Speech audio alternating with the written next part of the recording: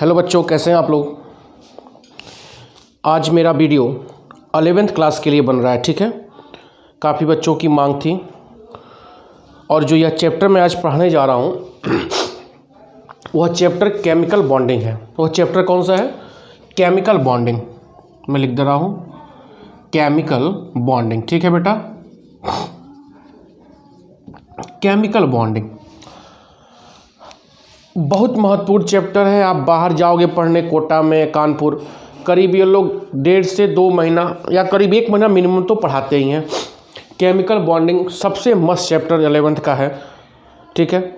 और एक बात और, यह बीएससी फर्स्ट ईयर, जो इंटर पास आउट करके बच्चे बीएससी में जाएंगे, वह फर्स्ट ईयर में इनऑर्गेनिक केमिस्ट्री पेपर में इसको पढ़ेंगे, जिसमें से 15 नंबर का क्वेश्चन आता है। बात समझ में आ रहा है? और इस पर मैं नोट्स भी डाल दूंगा आप लोगों को, नोट्स इस नाते डालूंगा कि आपका समय कम बचे, कम समय में आप बहुत ज़्यादा पढ़ सकें। मेरी बात समझ में आ रहा है? तो आज हम लोग देखेंगे केमिकल बॉन्डिंग। और बच्चों, तुम लोग से निवेदन है कि वीडियो पूरा देखना, क्योंकि वीडियो अगर बढ़ा के देखोगे तो समझ में नहीं आएगा, ठीक है। ध्यान दो, केमिकल बॉन्डिंग की बात करते हैं। हम लोग बात करते हैं बॉन्ड, हम लोग बात करते हैं बॉन्ड। बॉन्ड का मतलब क्या होता है? जब भी एटम्स की हम बात करते हैं, एटम्स आपस में मिलकर क्या बनाएगा? मॉलिक्यूल्स बनाएगा, ठीक है। मॉलिक्यूल्स बनाएगा, कंपाउंड बन सकता है। तो एटम्स के बीच में जो इंटरैक्शन फोर्स होता है, वह इंटरैक्शन फोर्स या तो कमज़ोर हो सकता है या तो स्ट्रांग हो सकता है, ठीक है। तो एटम्स के बीच लगने वाला इंटरैक्शन फोर्स, जिसकी वजह से कई एटम आपस में जुड़ जाते हैं, उन्हीं को हम क्या बोलते हैं? बॉन्ड बोलते हैं, ठीक है। उन्हीं को हम क्या बोलते हैं? बॉन्ड। अब ध्यान देना, अब इंटरैक्शन फोर्स की मैं थोड़ी सी बात कर रहा हूं। इंटरैक्शन फोर्स हम 2 चीज़ों में लगा सकते हैं। मॉलिक्यूल्स के बीच में बॉन्ड बनता है, मॉलिक्यूल्स के बीच में बॉन्ड बने। जैसे देखो, इंटरैक्शन फोर्स बिटवीन एटम्स के बीच में इंटरैक्शन फोर्स की बात कर रहे हैं, या इंटरैक्शन फोर्स बिटवीन मॉलिक्यूल्स, ठीक है। अगर एटम्स के बीच में इंटरैक्शन फोर्स होगा तो वह कई प्रकार का बॉन्ड हो सकता है। वह हो सकता है आयनिक बॉन्ड, कोवैलेंट बॉन्ड, सब मैं पढ़ाऊंगा। कोवैलेंट बॉन्ड, मेटालिक बॉन्ड, बात समझ में आ रहा है? और अगर इंटरैक्शन फोर्स बिटवीन मॉलिक्यूल्स होगा तो आता है van der Waals force of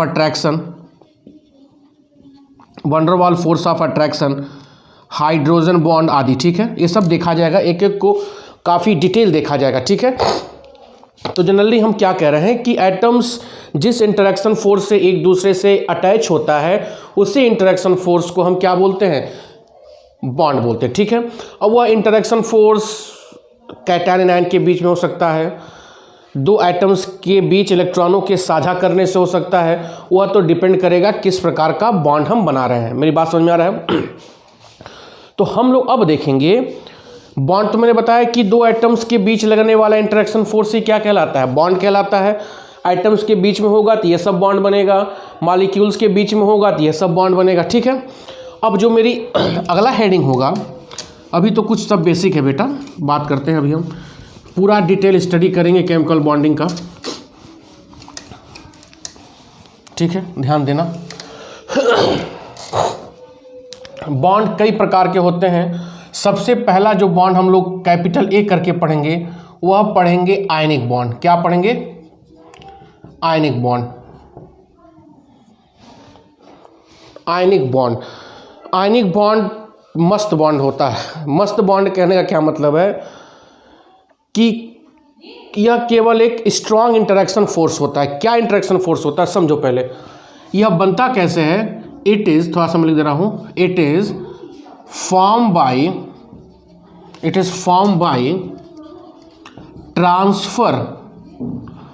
transfer of electron from one atom to another atom. बात समझ में आ रहा है? सबसे पहला पॉइंट कि आयनिक बॉन्ड कैसे बनता है। आयनिक बॉन्ड बनता है इलेक्ट्रॉनों के ट्रांसफर से, इलेक्ट्रॉनों के स्थानांतरण से। कहां से कहां? एक एटम से दूसरे एटम की तरफ। बात समझ में आ रहा है? अगला पॉइंट क्या हम लिख सकते हैं, ध्यान सुनना। जो एटम इलेक्ट्रॉन लूज करेगा, जो ट्रांसफर हो रहा है ना, देखो, जो यहाँ एक एटम में ले रहा हूँ, यहाँ दूसरा एटम ले रहा हूँ, ठीक है।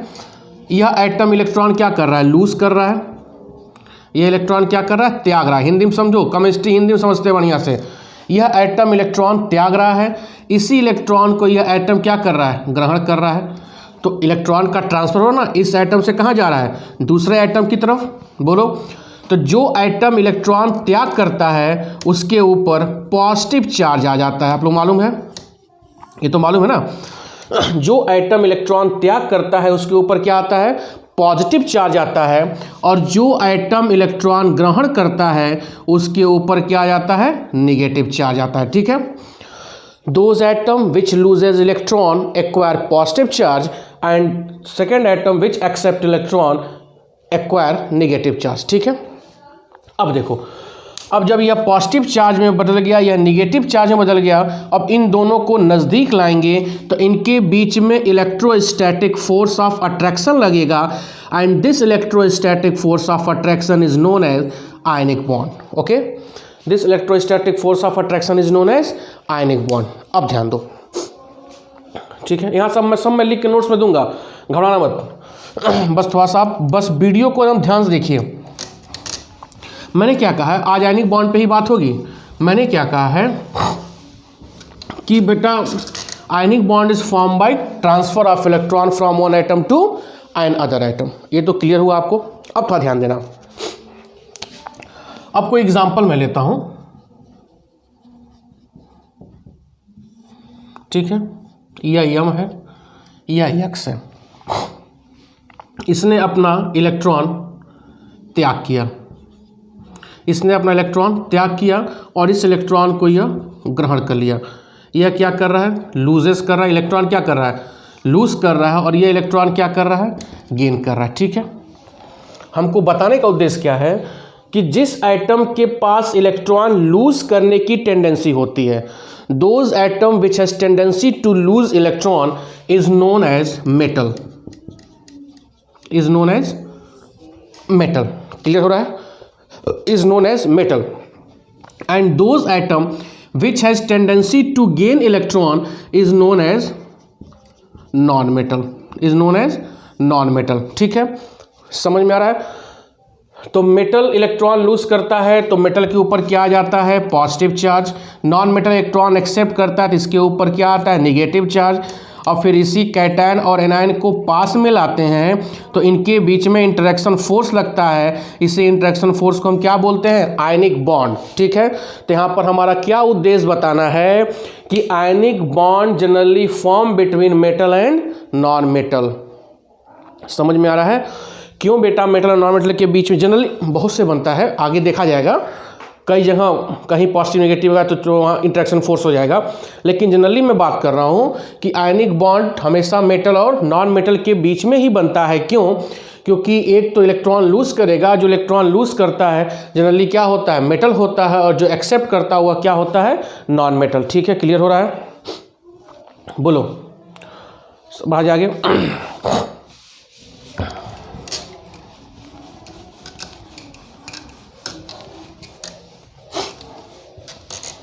ध्यान दो, यहाँ पर एग्जाम्पल में ले रहा हूँ, बहुत से एग्जाम्पल हैं। NaCl, फॉर्मेशन ऑफ NaCl, देखो कैसे बनेगा? सोडियम, यहाँ पर Cl, इसका क्या होता है? 2 8 1 होता है, इसका क्या होता है? 2 8 7 होता है। ये अपना एक इलेक्ट्रॉन लूज किया, इसको दिया, क्योंकि ये कहा गया है कि यहाँ रहना है तो बाहरी कक्षा में, बाहरी कोश में, बाहरी सेल में 8 इलेक्ट्रॉन होना चाहिए। ये तो आप कक्षा 9 से पढ़ते आ रहे हो। तो सोडियम के बैलेंस सेल में 1 इलेक्ट्रॉन, कहेगा अरे यार मेरे पास 1 है, क्लोरीन कहेगा मेरे पास 7 है, अपना 8 दे दो, सोडियम कहेगा ले लो। तो सोडियम जब दे देता है तो इसके ऊपर खट से क्या आ जाएगा?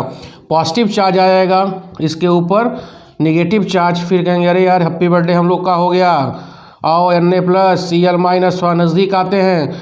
जैसे नज़दीक आएंगे तुरंत इनके बीच में electrostatic force of attraction, and this electrostatic force of attraction is known as ionic bond.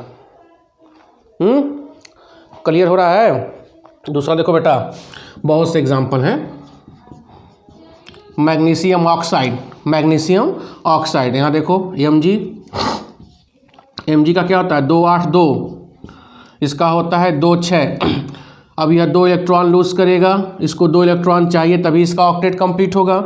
यह खट से अपना 2 इलेक्ट्रॉन यहाँ पर क्या करेगा, ट्रांसफ़र कर देगा, और ट्रांसफ़र करने के बाद इसके ऊपर फिर टर्न से क्या आ जाएगा 2+, इसके ऊपर टर्न से क्या आ जाएगा O2-, फिर इनको नज़दीक लाइए Mg2+, O2-, इनके बीच में interaction force, this interaction force is known as ionic bond. Clear हो रहा है? बहुत से एग्जांपल्स हैं, 2 एग्जांपल है, एक और ले लो, सोडियम फास्फाइड ले लो, सबसे कॉमन एग्जांपल ये बहुत पूछता है Na3P, सोडियम फास्फाइड, यह भी आयनिक बॉन्ड का कंपाउंड है। Metal non metal, metal non metal, metal non metal, ठीक है। ले लो यहाँ पर Na281 होता है 3 अन्य है, 3 अन्य लो 281, फिर 1 अन्य और 281, 1 2 3 अन्य हुआ। अब देखो P 285 15 होता है, 8 2 10 5 15, तो फास्फोरस को 3 इलेक्ट्रॉन चाहिए ऑक्टेट कंप्लीट करने के लिए, तो ये कहेगा लो, ये कहेगा मेरा भी लो, ये कहेगा मेरा भी लो, सब दे दो। सब देने के बाद Na पर 1 पॉजिटिव, इस Na पर 1 पॉजिटिव, इस Na पर 1 पॉजिटिव, P पर 3- फास्फाइड आयन, फिर इनके बीच में क्या होगा इंटरेक्शन फोर्स लगेगा, इसे इंटरेक्शन फोर्स को हम क्या बोलते हैं आयनिक बॉन्ड। क्लियर हो रहा है? तो मीन्स कहने का क्या उद्देश्य है कि ionic bond is form by transfer of electron from one atom to another atom, and those atom which loses electron change into cation, and another atom which accept electron change into anion. When cation and anion are comes closer, interaction force exists between them, and this interaction force is known as ionic bond. Clear हो रहा है? बोलो बच्चों, 11th class please detail सही से देखिएगा इसको। ये सब बहुत बेसिक है। अब BSc में तो खैर सबसे महत्वपूर्ण क्वेश्चन ही आता है BSc वालों के लिए कि आयनिक बॉन्ड क्या होता है, समझाइए। कौन कौन से कंडीशन है आयनिक बॉन्ड के, वो भी समझाइए। तो सब समझाइए, तो आप समझते हैं, ठीक है। आओ देखते हैं आगे।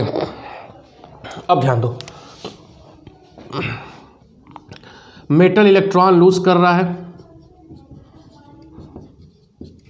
ठीक है, और नॉन मेटल इलेक्ट्रॉन एक्सेप्ट कर रहा है।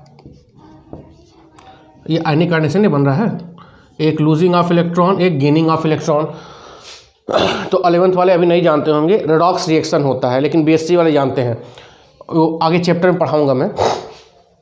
तो जो इलेक्ट्रॉन लूज करता है उसको बोलते हैं ऑक्सीडेशन, और जहाँ पर इलेक्ट्रॉन गेन किया जाता है उसको बोलते हैं रिडक्शन, और जिस रिएक्शन में यह दोनों प्रोसेस होता है उसको बोलते हैं रेडॉक्स रिएक्शन। क्या बोलते हैं? रेडॉक्स। RED मतलब रिडक्शन, OX मतलब ऑक्सीडेशन। तो आयनिक बॉन्ड फॉर्मेशन में लूजिंग ऑफ इलेक्ट्रॉन हो रहा है तो उसको क्या बोलेंगे? ऑक्सीडेशन। और गेनिंग ऑफ इलेक्ट्रॉन हो रहा है उसको क्या बोलेंगे? रिडक्शन। तो मतलब आयनिक बॉन्ड फॉर्मेशन में इसको जोड़ दो, ये कट गया, M+X गिव राइज M+ और X-, ठीक है, इनके बीच में आयनिक बॉन्ड, इसको हम क्या बोलेंगे? Redox reaction. क्या बोलेंगे? Redox reaction. Means ionic bond formation is a type of redox reaction, ठीक है, कंफ्यूजन पूछ सकता है। Ionic bond formation is a type of redox reaction. Clear हो रहा है? बोलो, हैप्पी बर्थडे हो रहा है बढ़िया से? तो यह आयनिक बॉन्ड मैंने डिटेल बताया कि कैसे बनता है, क्या होता है, कैसे इनके बीच में इंटरेक्शन फोर्स लगता है, ठीक है। और थोड़ा और अंदर चला जाए।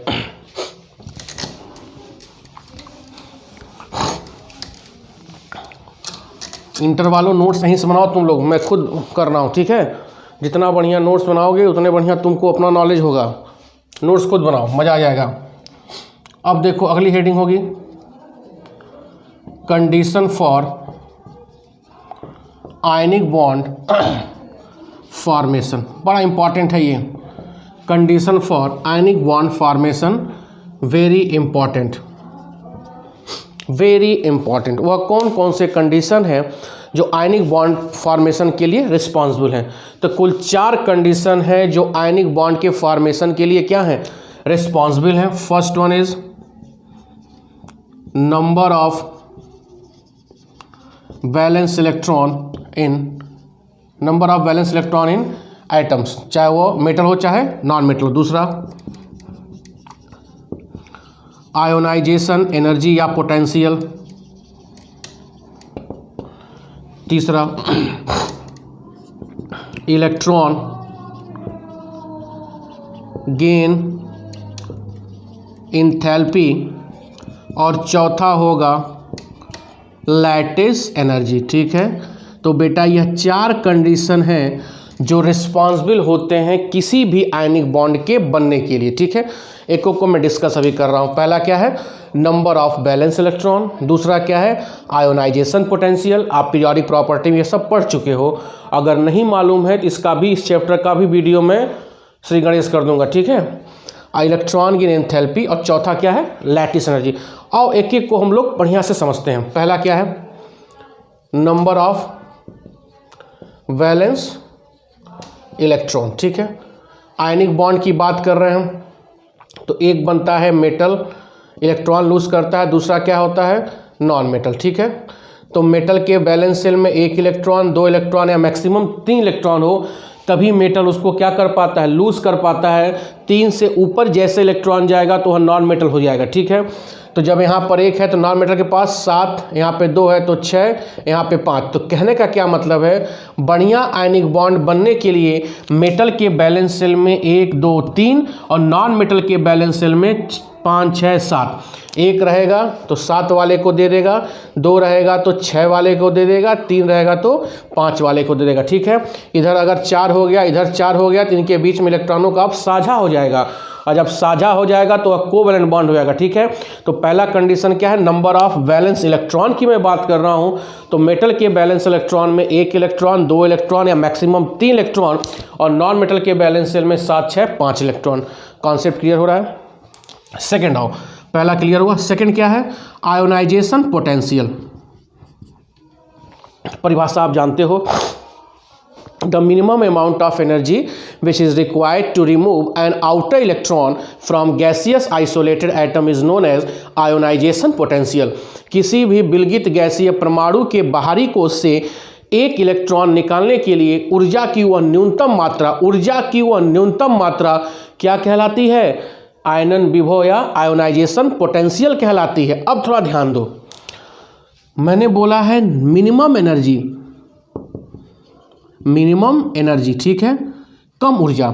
एक चीज़ और, आयोनाइजेशन पोटेंशियल, मान लो हम मेटल को दे रहे हैं Ip, ऊर्जा दिए तो इलेक्ट्रॉन लूज किया तो किसमें चेंज हुआ, कैटायन।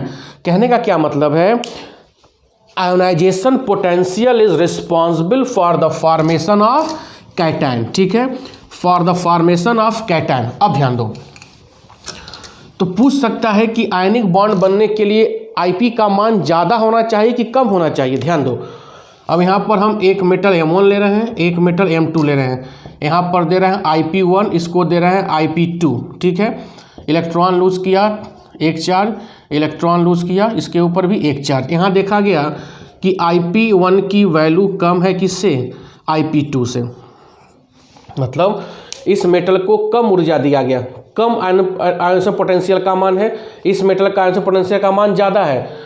तो याद रखो, जिस मेटल का Ip का मान कम होता है, जिस मेटल का Ip का मान कम होता है, वह मेटल आसानी से इलेक्ट्रॉन लूज करता है और किस में चेंज हो जाता है, कैटायन में। समझ में आ रहा है?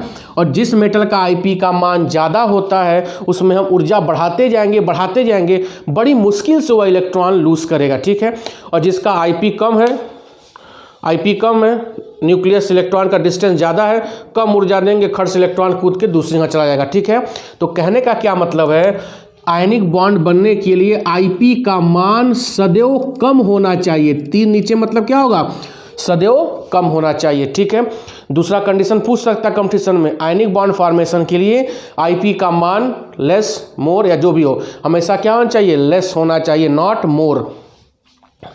तीसरा कंडीशन क्या है, इलेक्ट्रॉन गेन एंथैल्पी। आपको ये भी पता है क्या होता है, जब किसी गैसियस आइसोलेटेड एटम में इलेक्ट्रॉन को ऐड किया जाता है तो ऐड करने के बाद जो भी ऊर्जा बाहर निकलती है उसको हम क्या बोलते हैं, इलेक्ट्रॉन गेन एंथैल्पी बोलते हैं। बोलो, when one electron is added in gaseous isolated atom energy is released known as electron gain enthalpy.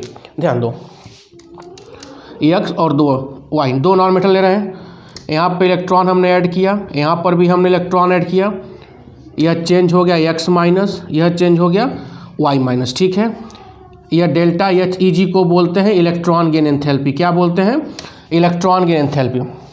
जब हमने इसको ऐड किया तो यहाँ पर मान लो निकल रहा है 20 किलो जूल पर मोल।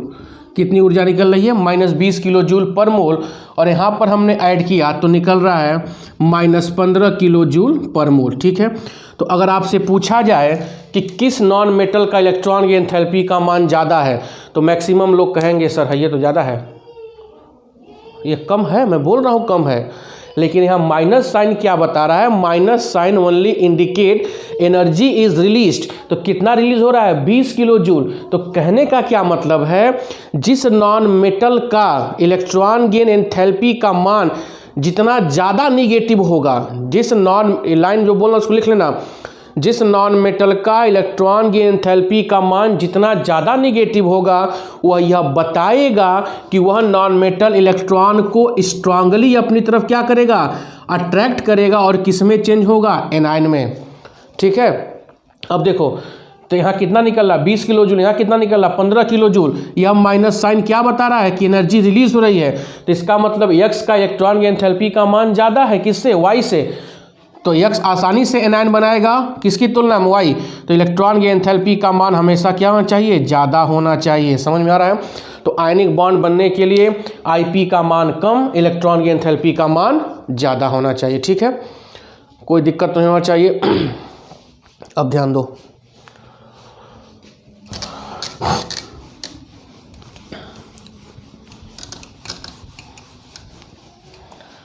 तीसरा देखो, चौथा, वीडियो में पढ़ाने में ही मज़ा है कि जल्दी जल्दी ख़त्म होता है, लिखवाना उखवाना है नहीं, इसलिए सिलेबस बड़ा मस्ती से ख़त्म होता है। ठीक है, लैटिस एनर्जी, इसको हम रिप्रेजेंट करते हैं कैपिटल यू से, कैपिटल यू से रिप्रेजेंट करते हैं। इसमें होता क्या है, कैटायन M+ मिला, एनायन X- मिला, तो जब एक कैटायन और एक कैनायन आपस में कंबाइन होकर 1 मोल आयनिक कंपाउंड बनता है, और इस 1 मोल आयनिक कंपाउंड बनने में एनर्जी क्या होती है, रिलीज्ड होती है। एनर्जी क्या होती है, रिलीज्ड होती है। इसी एनर्जी को हम लोग क्या बोलते हैं, लैटिस एनर्जी। ठीक है, अरे यार यह किससे बना है, यह Ip से प्राप्त हुआ है, यह इलेक्ट्रॉन गेन एंथैल्पी से प्राप्त हुआ है। तो जब एक कैटायन और एक एनायन को आपस में क्या करते हैं, इंटरेक्ट करवाते हैं, अट्रैक्ट करवाते हैं, तो इनके अट्रैक्शन से जो भी ऊर्जा निकलती है उसको हम क्या बोलते हैं, लैटिस एनर्जी। ठीक है, अब ध्यान दो। ठीक है, तो जितना ज़्यादा लैटिस एनर्जी का मान होगा, जितना ज़्यादा यह ऊर्जा निकलेगी, उसको देख के हम बता सकते हैं कि इस कैटायन एनायन के बीच का अट्रैक्शन फोर्स क्या है, ज़्यादा है, और जितनी ऊर्जा कम होगी इनके बीच का अट्रैक्शन फोर्स कम होगा। नहीं समझ में आ रहा है।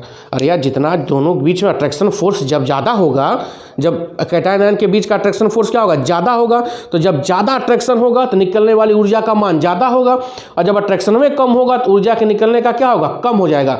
तो कहने का क्या मतलब है, जितना ज़्यादा लैटिस एनर्जी का मान होगा आयनिक कंपाउंड उतने क्या होगा, स्टेबल होगा, और आयनिक बॉन्ड भी उतने क्या होगा, स्ट्रांग होगा। अब देखो तो आयनिक बॉन्ड बनने में 4 कंडीशन, लैटिस एनर्जी का मैं एक अलग नेक्स्ट वीडियो बनाऊंगा, बहुत इंपॉर्टेंट है ये, तो बड़ा वीडियो इसमें पूरा डिटेल समझाऊंगा। ठीक है, आयनिक बॉन्ड बैलेंस इलेक्ट्रॉन की बात कर रहे हैं, तो 1 2 3 7 6 5 याद आ रहा है। Ip का मान सदैव कम, इलेक्ट्रॉन गेन एंथैल्पी का मान ज़्यादा, और लैटिस एनर्जी का मान भी क्या, ज़्यादा। तो यह मैंने पूरा बता दिया आयनिक बॉन्ड क्या होता है, वह कौन कौन से कंडीशन है जो आयनिक बॉन्ड के लिए रिस्पॉन्सिबल है। तो 4 कंडीशन मैंने डिटेल बता दिया। अब केमिकल बॉन्डिंग का जो नेक्स्ट वीडियो होगा वह लैटिस एनर्जी पे बनाऊंगा बेटा, पूरा डिटेल पढ़ा दूंगा, कहीं दिक्कत आपको ना हो, ठीक है। लैटिस एनर्जी के बाद हम लोग देखेंगे फिर दूसरा बॉन्ड कोवैलेंट बॉन्ड, उस पर भी बहुत क्वेश्चंस आते हैं, पूरी इसमें हाइब्रिडाइजेशन भी है, बहुत कुछ है, पोलराइजेशन, बड़ा मजा आएगा पढ़ने में। वेस्पर थ्योरी है, मॉलिक्यूलर ऑर्बिटल थ्योरी है, बड़ा मस्त चैप्टर है ये, ठीक है। बहुत बहुत धन्यवाद, thank you. Please share MP Singh chemistry concept channel, like, subscribe and comment. Okay, thank you.